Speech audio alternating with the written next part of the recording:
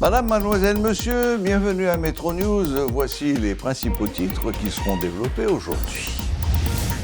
Le Premier ministre Ariel Henry s'est doté de nouveaux conseillers à travers le Haut Conseil de la Transition, selon l'ancien conseiller du président Jovenel Moïse, Guichard Doré. Selon lui, cette nouvelle structure n'est tout simplement qu'un organe de conseil supplémentaire. Un navire qui devait se rendre à l'autorité portuaire nationale a fait naufrage. Mercredi 18 janvier, ce bateau transportait 72 conteneurs de marchandises. Armstrong Dumornay, ancien policier devenu chef de gang ayant été impliqué dans de nombreux cas d'enlèvement, a été tué dans des échanges de tirs avec une patrouille de police dans la commune de Pétionville le mercredi 18 janvier.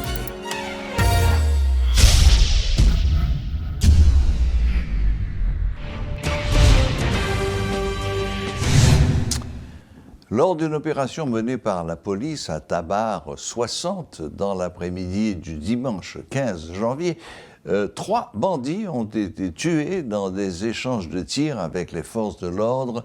Des armes et des véhicules ont également été confisqués. La police a réalisé cette intervention suite à l'appel téléphonique d'un riverain signalant que des individus lourdement armés avaient fait irruption au domicile d'un juge de paix. Parallèlement, Alex Armstrong Dumornay, ancien policier devenu chef de gang, et qui a été impliqué dans de nombreux cas d'enlèvement, a été tué toujours dans des échanges de tirs avec une patrouille de police dans la commune de Pétionville le mercredi 18 janvier. Il était activement recherché par la PNH. Le Premier ministre Ariel Henry s'est doté de nouveaux conseillers à travers le Haut Conseil de la Transition, HCT, selon Guichard Doré. L'homme politique considère que, faute de pouvoir décisionnaire direct, cette nouvelle structure est tout simplement un organe de conseil supplémentaire mis en place par un Premier ministre qui s'est inspiré de René Préval pour faire du dilatoire. Suivez un extrait de l'analyse de l'ancien conseiller du président Jovenel Moïse, Guichard Doré. Dites-vous quand on regarde le texte. Oui, parce qu'on n'a pas d'obligation d'exécution. Écoutez, qu'on n'a pas d'obligation d'exécution. D'ailleurs, d'autant plus qu'on dit qu'on ne peut pas pour des charges, etc. Donc, on ne peut pas l'exécuter. Puisqu'on ne peut pas contre d'éléments contraignants ça. Au même temps, pas de des charges. Non, mais parce que c'est conseiller MD, c'est pourquoi je c'est conseiller. Là, c'est conseiller. C'est des conseillers. Le Premier ministre Ariel Henry, un bon politicien, il s'est donné 3 nouveaux conseillers spéciaux. Au nom, et puis d'ailleurs, il ne faut pas jouer avec les mots. Haut Conseil de transition. Haut Conseil de transition. Vous savez, même dès qu'on fait un cours, les techniques de l'expression écrite et orale. Un bon titre est l'expression synthétique d'un texte. Oui. Un bon titre.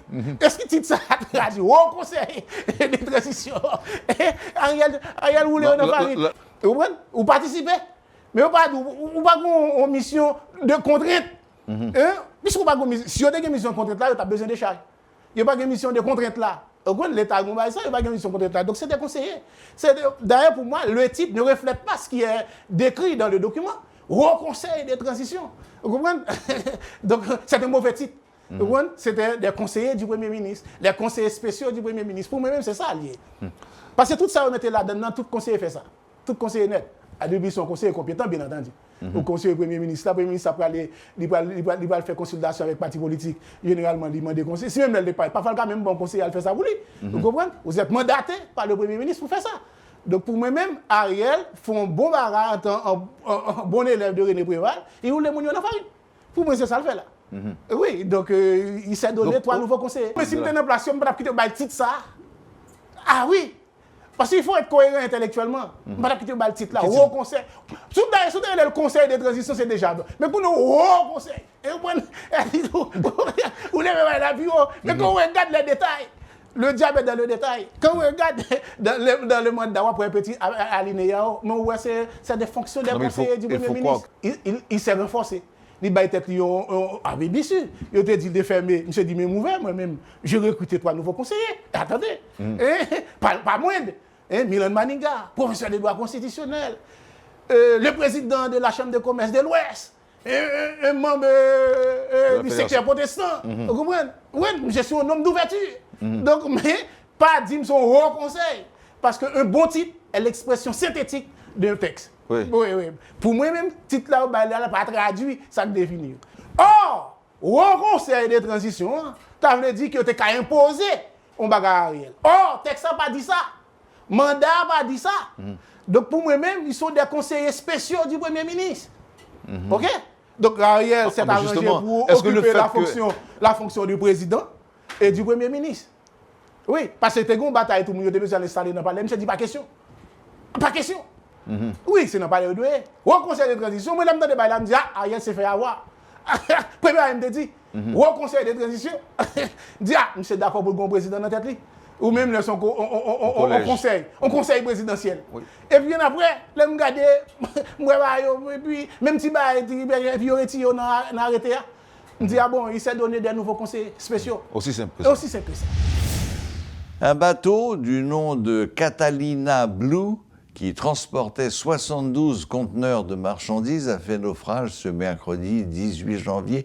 Le navire qui revenait de Port Lafiteau devait se rendre à l'autorité portuaire nationale, avons-nous appris. Selon les informations, c'est ce bateau qui transporte toujours des camions et conteneurs dans plusieurs ports du pays. Ce navire est récupérable selon l'officier de sûreté du port international de Port-au-Prince, Jocelyn Villiers, tout comme sa cargaison composée donc de 72 conteneurs. Suivez ces explications.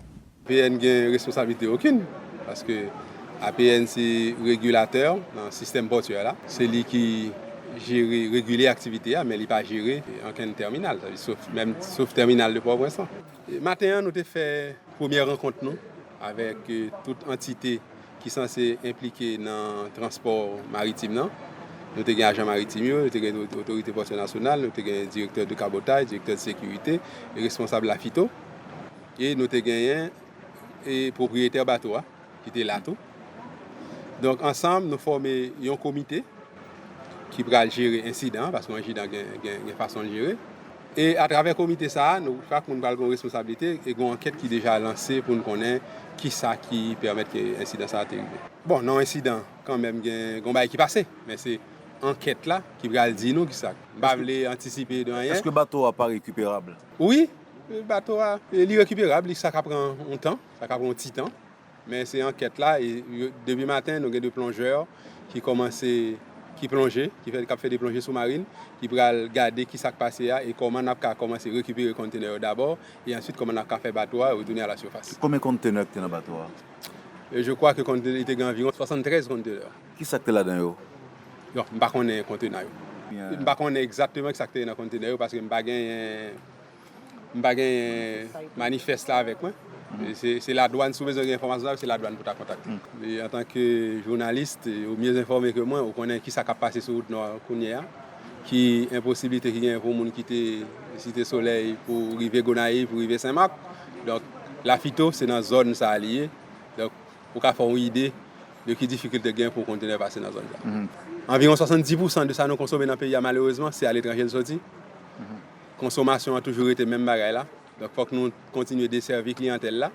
Donc, si nous ne pouvons pas desservir, j'ai dit en anglais, de landside, ça veut dire à terre, il faut que nous desservions la partie de la mer. Dans la gestion incident, ça fait partie de lui aussi, parce qu'un incident n'est pas seulement un incident malheureux. Donc, un incident, après la gestion incident, on a une leçon apprise. Donc, c'est leçon apprise là qui va permettre nous. Depuis le matin même, nous commençons à prendre disposition, parce que là, on bateau à charger ou à décharger, on plan. Et c'est à partir de plans pour respecter scrupuleusement qui vous permettent que un bateau va basculer dans l'autre terminal, soit terminal Matissan ou terminal Vareux ou terminal public de Port-au-Prince. C'est après enquête là, nous va connaître si tu as une responsabilité, si tu as un monde qui est impliqué directement dans l'incident et qui disposition que nous allons prendre. Les commerçants haïtiens qui s'étaient rendus au Panama pour effectuer des achats sont de retour au pays. Ce voyage s'inscrit dans le cadre du programme de gouvernement panaméen baptisé Visa Touriste d'achat. La présidente de la Jeune Chambre de commerce haïtiano-panaméenne et intercaribéenne, Yannick Mézeli, a dressé un bilan positif de cette première expérience. Nous connaissons une délégation qui est partie, c'est une délégation qui a 43 commerçants là-dedans, et tous 43 tournés, et que yo même yo ka expliquer nous qui expérience yo se fait là-bas. Et faut que nous d'après information qui était venue joindre nous, nous étaient très satisfaits et entrepreneurs, commerçants l'autre boyo, fournisseurs étaient bien contents après 12 ans.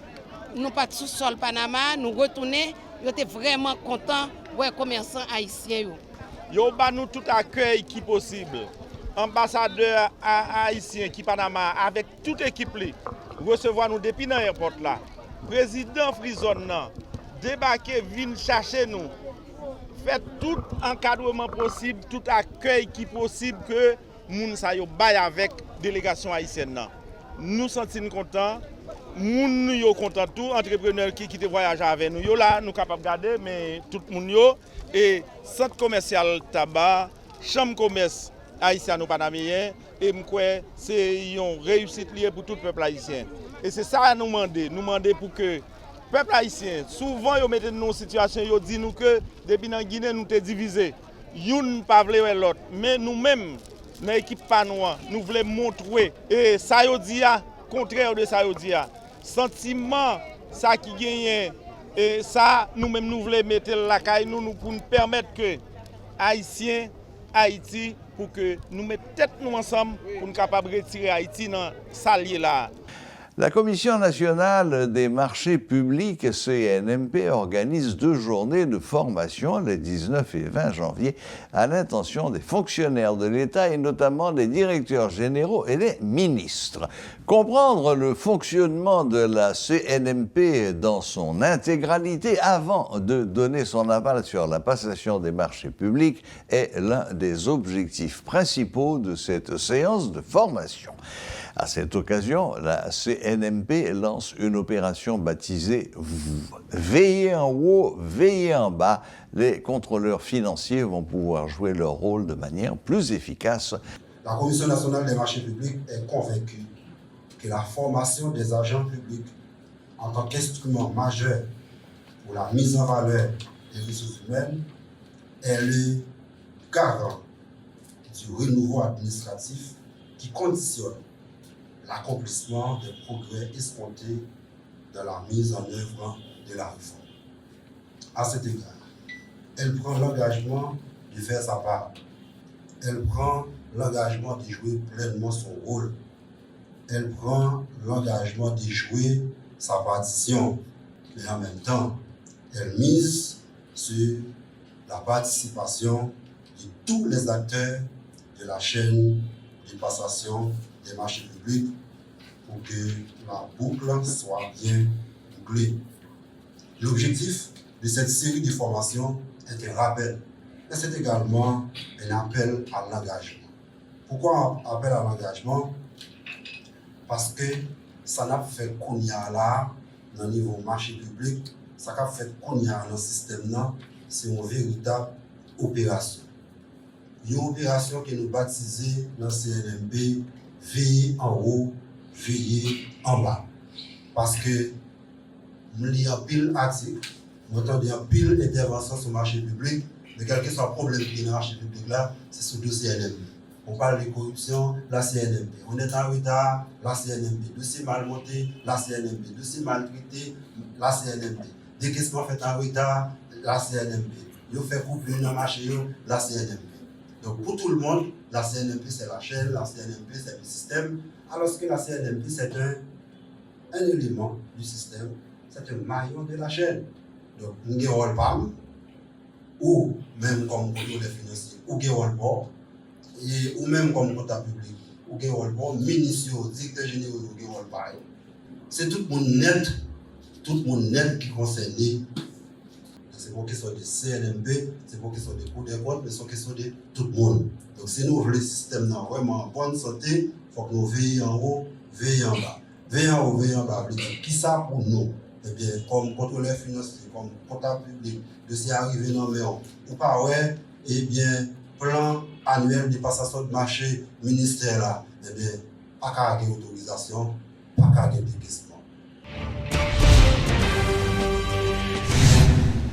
Voilà, la boucle est bouclée. Merci de nous rester fidèles et à la prochaine, même heure, même chaîne.